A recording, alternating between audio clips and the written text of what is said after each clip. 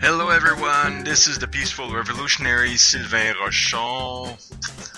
Christmas is over, and it's been a little bit of time since last I did a vlog. I've actually decided to stop doing blogs, like the written word, because a lot of you guys just like to watch the video instead. So I'm going to continue doing that. It takes me more time. I'm probably going to be able to produce more videos, provide more information by doing that. So hopefully we'll just gather more subscribers as we go into the new year, which is, for me, where I am, is going to be tomorrow in a few hours, coming into New Year's Eve in a few hours for parties and all this stuff. And I thought coming out of Christmas and going to the new year would be a great idea to do a post on, essentially on philanthropy, I guess, or charitable donations, charitable thinking. Because as revolutionaries, what we want to think about, of course, is the big things. We want to think about, taking a look at the politics, increasing science, trying to avoid war and military. We want people to be happy and good, and all this really nice stuff at a global scale everywhere in the world. But we all, and the big focus, I know I've been talking to you guys about this, is that we have to ask ourselves, what can we do personally? Writing letters and complaining to governments or organizations or companies is all well and good, but it really starts with you, with what you are doing. And most of us, we are a little bit limited in what we can actually do. Like, I'm doing these videos, I'm doing some volunteer work. I do certain things, and I try to keep things green and recycling and all these things. I'm doing my part, and most people are like that. I guess they want to do certain things, but we're limited with our time and our money. Most of us, the 99% of the population, just don't have a lot of funds to really finance major things on their own. Some do. And some have a lot of funds and just don't do any of that stuff. They just keep gathering funds, which I think is absolutely terrible. And I'll get to that in a minute. But, I mean, there's a lot of things that we can do with a small amount of money if we are able to budget ourselves. And at the very least, if you don't have extra cash to kind of fly around, reinvest, and do things with, you should have enough cash to make yourself and your family happy, because fundamentally the basic things that everybody should be doing is endeavoring to be happy, because that translates to other people being happy by contagion. It's a little bit kind of contagious. If you're a happy person, if you enjoy life, other people around you want to be with you. You're generating happiness by diffusion, contamination, whatever, how you want to do it. We're all connected that way.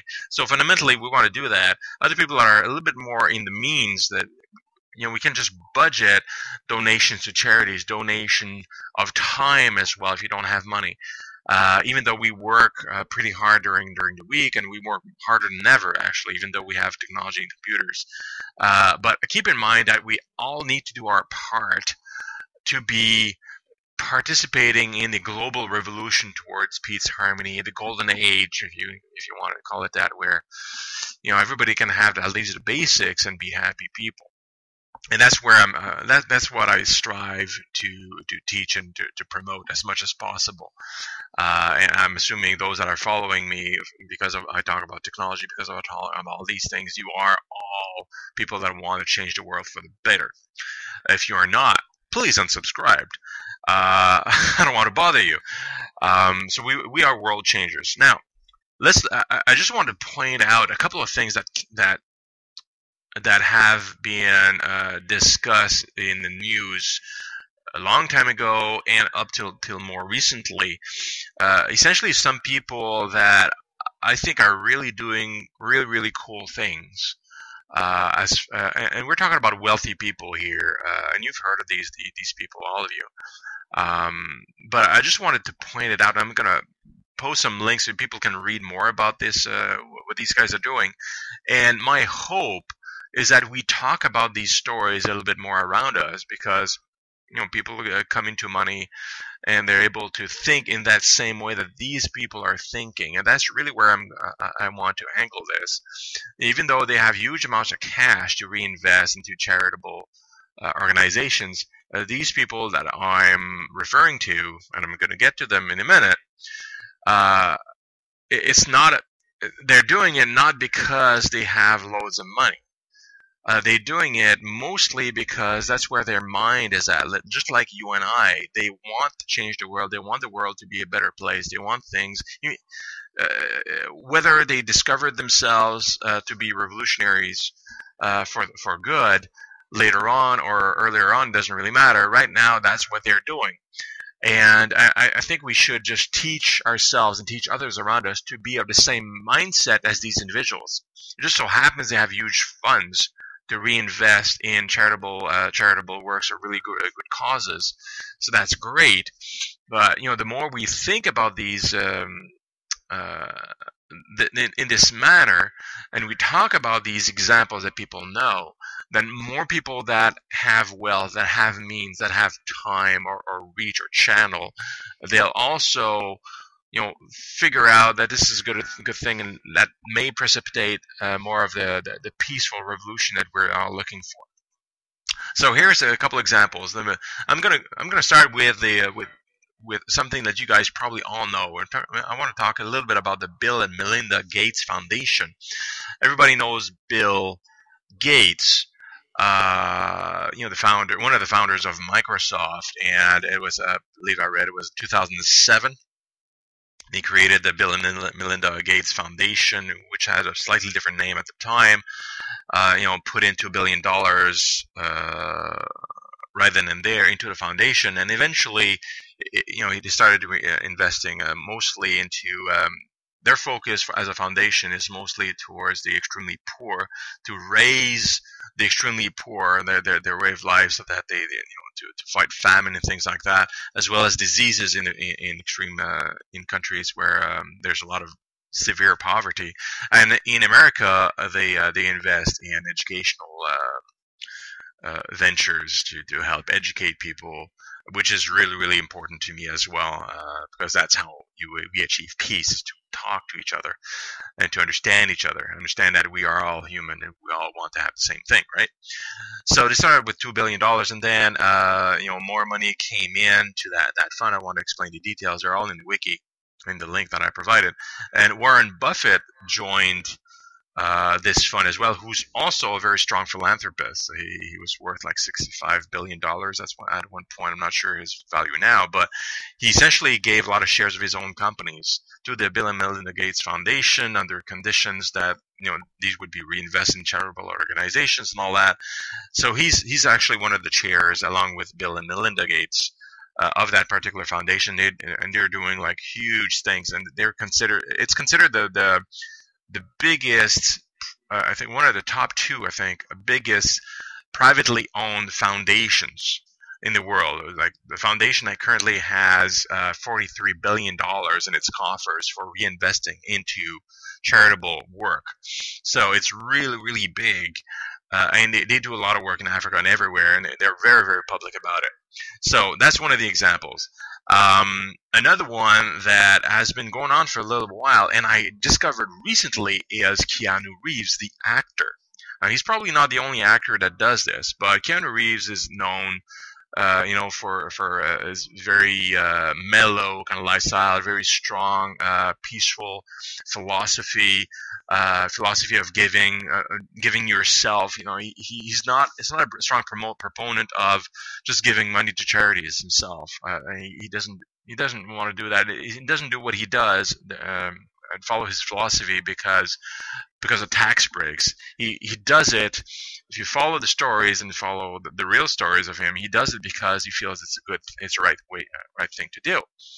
And there's a bunch of stories about him, like for example, he took like a 90% pay cut for, I believe the movie is Heat. I'm not forget which one, so that the movie could hire a better actor to Gene Hackman. I'm not sure which ones anyway. And another movie, it was Al Pacino. He takes pay cuts so that the movie could be better, which could drive sales, of course. But his real intention behind that, if you follow his stories, is really because he doesn't care about money. He's got enough, no problem. He wants to give to people to make sure that the movie's better, the quality is better. For the Matrix movies, the first one was highly successful. He made quite a bit of money as lead actor in the first movie, right? And then the two next movies, when he negotiated profit sharing or his equity for the movies, because sometimes actors get a cash, but also they get a certain percentage of the proceeds, for example, that come out. And while he donated a few percentage points, we don't know the amount, to the special effects crew. And the value of those actually shares, after both movies were done and all the sales were done, are estimated to be about $75 million. And I don't know what the size of the special effects crew for the Matrix movie is, but it's a good chunk of money that came out of it, and for a good job, because he thought they deserved it. He doesn't need money to be happy, and that's really the key here. If you do come about, and please do generate lots of money, if you are a peaceful revolutionary like I am, make a lot of money, because then you can play around with it and give it to people that deserve it, people that need it directly. He even spent a bit of time with a homeless person in his city in Los Angeles, because he wanted to understand what it was like. And it wasn't in preparation for a part or anything like that. He wanted to help somebody directly like that, spending a day or two, I forget the amount of time. It's all in the article that I pulled out. And again, it's something I didn't know. So great guy, great philosophy. He talks a lot about giving, philanthropy, about all these really, really nice things. Great to talk about this time of year, I'm sure. But he does it every day of the year, 365. He gave $20,000 to a guy as part of the movie because he was in financial trouble because something happened to his family, whatever. He gave him 20 grand so that the guy would be covered. He's got cash, like giving, and this is direct giving. It's not about tax breaks. It's not about, okay, let's give money to this to UNICEF, for example, and just forget about it. I did my good deed just by writing a check. To me, it's a start. It's great, but it's about being personally involved in the movement, inspiring other people to do the same. And these individuals, they inspire, they tweet, they have lots of followers, and other people follow them, and they do good things because they are a leader and an example to them, and that's really, really powerful, right? The third one is more recent. It's Mark Zuckerberg. Early in December, new baby born called Max, and he decided to donate 99% of his Facebook shares to charitable work. It's really new, so he does it in a really not a strange way, but in a smart way. But the money's not invested yet. He's pledged that amount, 99% of his shares, which are valued at $45 billion currently, because these are shares, it's not cash. So this is going to be disbursed and kind of managed into that new private fund that he created to manage that, and he's going to invest into all sorts of charities, he says, to improve the world in general, because he wants a better world for his kid. I wish he had started doing that before his child was born, because then it's a little bit selfish, I suppose, if you want to do it now because you have family that's living the world and you want him to live well.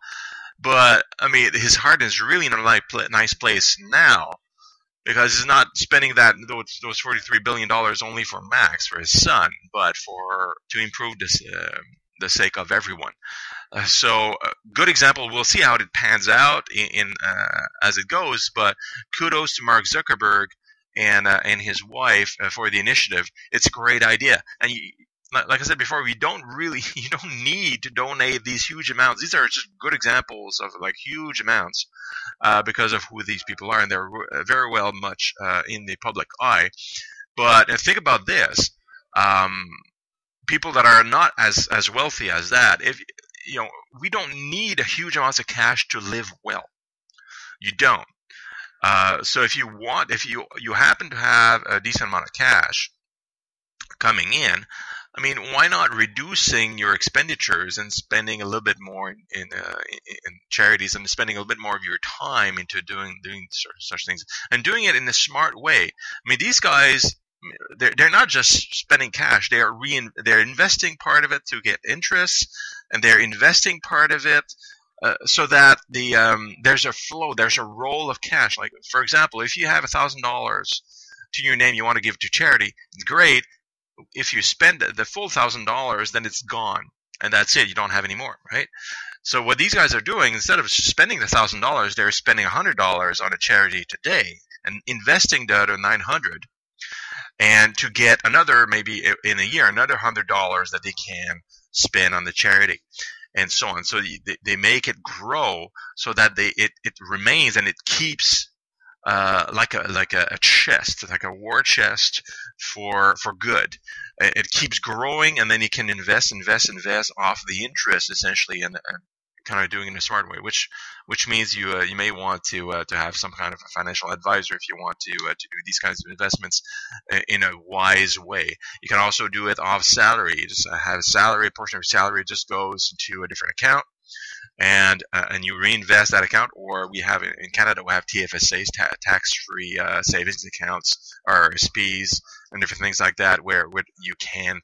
There are partially investments, and partially are ways to have tax-free savings, and you can reinvest and spend some of these monies in different ways,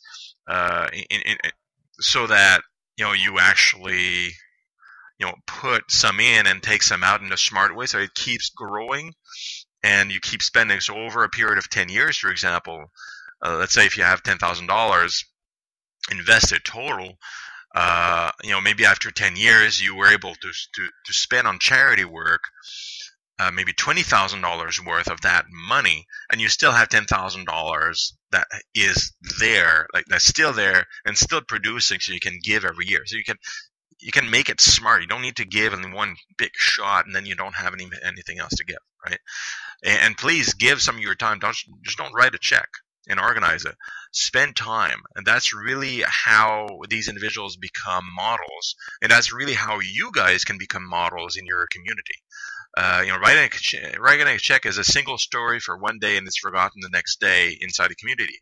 But if you give your time and you spend time, and you give and you give and you give, and there's always something going on, then you become a model for your neighbors. Even though it's not large amounts, maybe they'll follow you. They talk about it to your neighbors, like let's all do something, but do it smart, right? Just do it smart. Think about it. How can you perpetuate the giving of time and money to great organizations, great individuals, personal, just like Keanu Reeves' story, like personal touch to certain families or individuals are really critical. It doesn't need to be to an organization or a foundation. It can be very, very personal. So I'm going to leave you guys with this. Hopefully some of you will make resolutions for the new year to actually move ahead with a plan to do something like this and donate time and money. But make it a plan. Plan it out. Talk to other people. Hey, make a little coalition or cooperation with other individuals with a pledge. Do something. And then that's how we create a better place. It's about what we decide to do with our time and our energy personally. So make those decisions happen, and the better world and the golden age and a world of love and harmony and happiness will happen sooner if we all pitch in a little bit more time every year. Happy New Year. Enjoy 2016 as it starts, and be careful on the road for those of you who drink. Ciao, ciao.